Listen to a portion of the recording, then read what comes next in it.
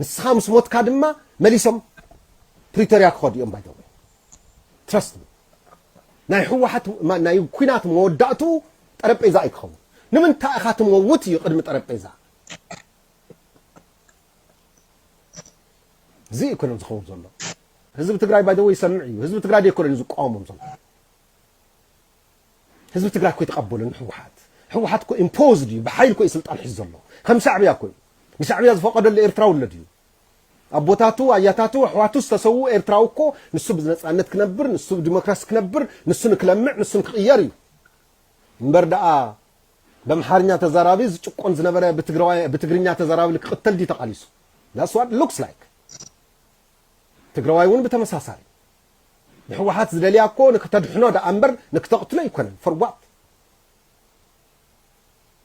ካብ ብትግርኛ ተዛራቢ ትቅተል በምሓርኛ ተዛራቢ ትጭቆነ የሕሸካን ትግራዋይ زيديوتي ناتهم فليت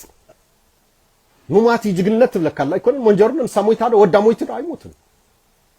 حوا مويت لا يموتن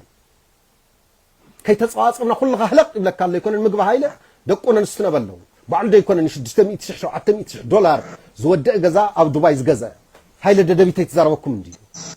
او حاو سلازلو بحاوم كو ام هفت زسبسو بحاوم كو ام هفت السرقو كلهم سوا سلطانات وحدكم بشمم يبلهم يكون ወይ ቦሻሽሞም እዩ ወይ በሕዋቶም እዩ ወይ በዝማዶም እዩ ወይ ባዕርኽቶም እዩ ይኮን እንዲዩ ንስኻ ምስ ሞትካ ድማ መሊሶም ፕሪቶሪያ ክኸዱ እዮም ባይ ዘ ወይ ትረስት ሚ ናይ ሕወሓት ናይ ኩናት መወዳእቱ ጠረጴዛ ኣይክኸውን ንምንታይ ኢኻ ትመውት እዩ ቅድሚ ጠረጴዛ እዚ ኢኮኖም ዝኸውን ዘሎ